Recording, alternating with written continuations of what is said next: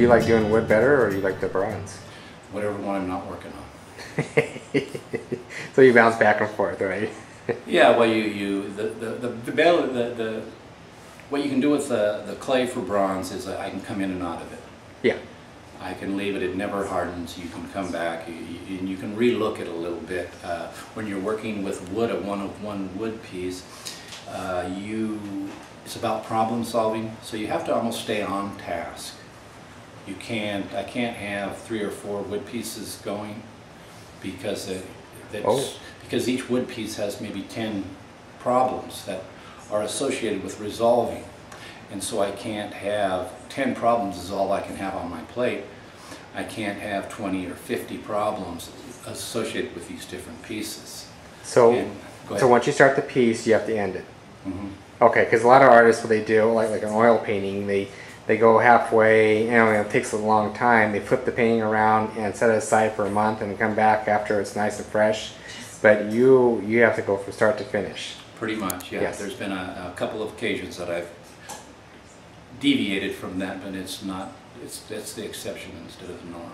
Well, what's the average, how long does it take, for instance, how long did that take you? 9 months. 9 months. And you have wood, you have metal. Metal.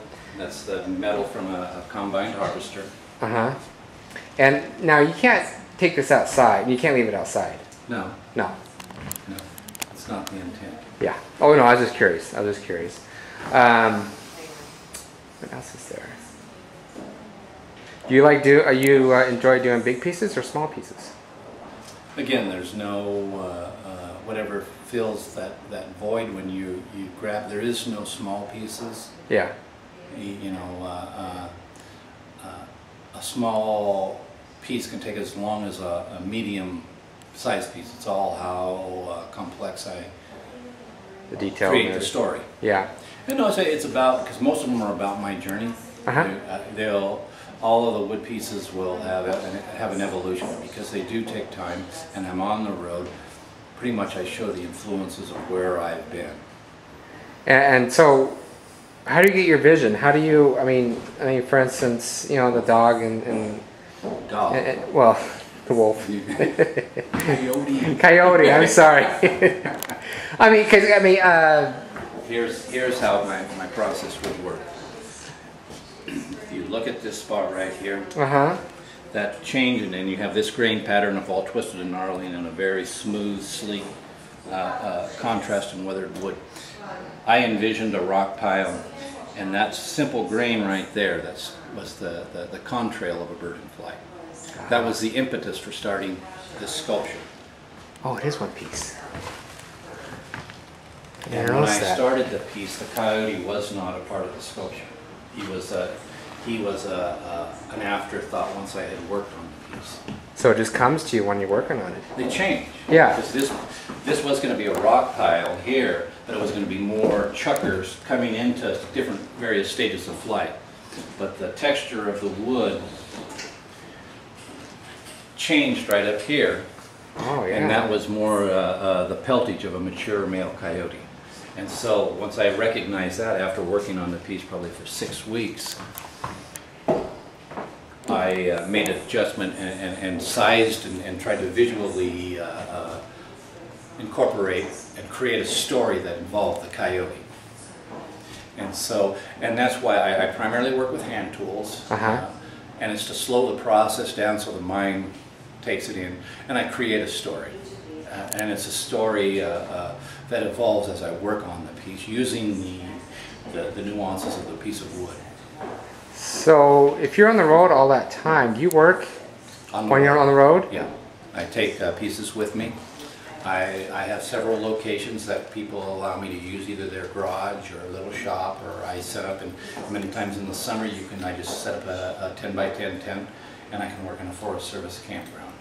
Oh, and that's okay. I don't have a high need of a shop and stuff. Shop and power tools, and when you're out camping on a Forest Service campground and the stream is 30 yards away, it's pretty easy to get a 10-minute break and go torment some fish. That's good. What's your goals? Make a living. Well, I mean, are you Just doing? to have the wood recognized at the highest level. Yeah. In the art world, you know, which it is, but it's my work. You know, it's future goal is to exhibit in Europe. Probably is to travel. You know, we've traveled around the United States, and it's always there's always a bigger museum, a better venue. There's a better piece I can create. I don't. That's Deb's department is creating the goals and objectives, and I sculpt. And there's always another piece to sculpt that's more challenging. Okay. Were you excited when you first got in the museum, the first museum? Or was it? There's a certain degree of excitement, but then you have to have the confidence that your work belongs there.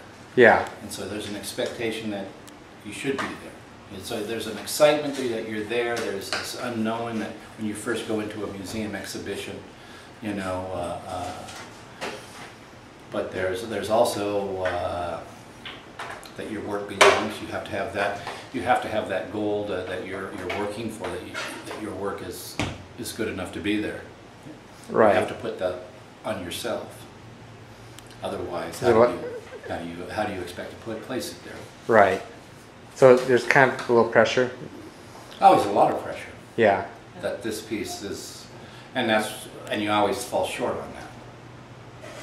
Have you done any major big shows? I mean, what would be a major big show? Well, like put all your stuff on in a huge museum or gallery or anything like that.